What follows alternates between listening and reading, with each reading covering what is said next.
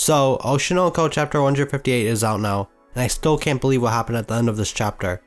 A lot of stuff actually happened in this chapter, as you got to see a lot of characters, from Akane showing up, to the Crow Girl even having a brief appearance.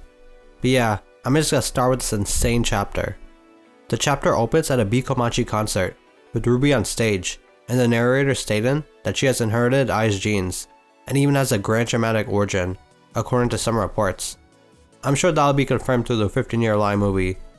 Her eyes are also filled with a pure radiance, which we can see through her white starring gun, which is active. Then we see someone state Ruby's name and admit that Ruby has finally become an idol that has surpassed Ai. It's none other than Nino herself at the concert, finally coming to terms with the fact Ruby has finally surpassed Ai as an idol. It's a crazy opening right off the bat, with the narration hyping up Ruby and the conflict with Nino. Then we cut to backstage after the performance, where Anemone congratulates Memcho. Memcho is surprised to see Anemone is there, and Anemone says she feels the same way for B-Komachi, coming all the way to Miyazaki. We see Ruby watching those two talk before turning to face Akane herself, who's also there. Ruby questions why Akane came to the Miyazaki performance, instead of the Tokyo one they're gonna be doing soon. Apparently, Akane had a few things to do in Miyazaki, which is interesting since Miyazaki is the place Goro and Serena died at. Maybe Akane's gonna do some more investigation. She also says she might not be able to make it to the Tokyo performance, since she'll have some other things to do. It's gonna be on Christmas Day too after all. Ruby wonders if Akane has a new boyfriend then, which Akane quickly denies. Then Ruby suggests calling Kana over since she believes Akane and Kana are close now. Seems like they may have been spending more time together than we thought, but Akane doesn't want to see Kana now. She still isn't too pleased about Kana being an idol, which Ruby recognizes. Akane still finds that Kana is cute in her dress though. It's also kind of funny because Akane was only able to stay through the entire concert by forcing herself to imagine that Kana was playing the role of an idol. They do see things differently, but Akane knows that this is Kana's last tour. Then she begins thinking to herself about how dazzling Kana was, yet she was still second to Ruby.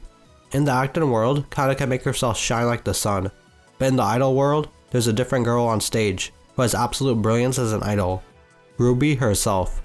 On stage, it's clear to Akane that Kana is no match for Ruby, and she believes Kana must be aware of it too, which is correct, as we saw some of that insecurity come out during the scandal arc.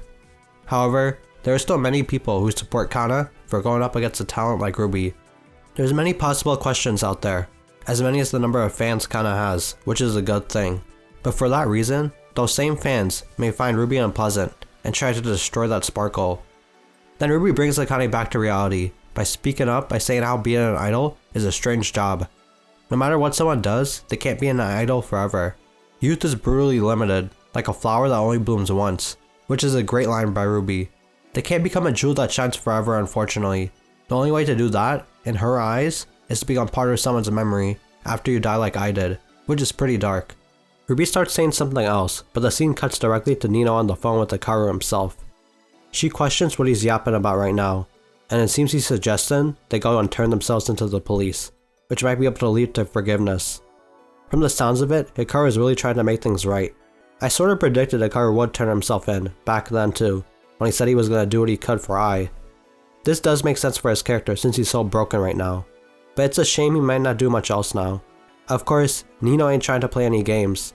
There's no turning back for them. Then we got another interesting reveal here with Nino confirming they're the ones who killed Ryosuke.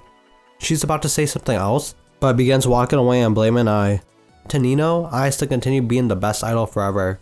There can't be another idol bigger than Ai to Nino, and we see her staring at a B-Komachi poster, with Ruby at the forefront. It says Akane stated about fans. Some of them will despise, and might even go after their idol's rival.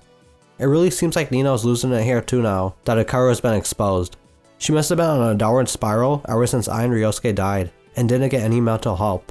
Then we get the Crow Girl questioning why humans became creatures with feelings like love. She then lists off a number of feelings being love, like regret, anger, and hatred, which we see are meant for Aqua, and perfectly match the feelings Aqua has carried all these years for Ai. Then we have envy, jealousy, and obsession, which are the feelings Nino must have carried this entire time. And we saw a glimpse of that in the 45510 short story. Lastly is desire, disappointment, and despair, the feelings Hikaru probably had for Ai, and was a form of love. Of course, even for love, humans are willing to take lives too. I also like how we got a glimpse of Hikaru's curl-like jacket that he used when he killed Yura. Hopefully learn more about that incident soon. Then we cut again, this time to December 25th, Christmas Day, and a great day for gifts. It's also supposed to be the final day for B-Komachi's tour, a clear sky too. We can see Ruby in her room when she looks out a window with a bright light shining down on her. The narrator, or perhaps Ruby herself, then states that they're sure the stars will look beautiful tonight. Then Ruby hears some knocking and turns to get the door. When Ruby opens the door, we can see a hooded figure standing there, like Ryosuke did a long time ago, and with a knife in their hand too. Then the chapter ends with this hooded figure stabbing Ruby the same way I was stabbed. What an insane ending and Christmas present for Ruby from Aunt Nino. History has repeated itself. For some reason, literally no one else was in the vicinity either, it seems. No security, no Aqua, no Miyako, no one.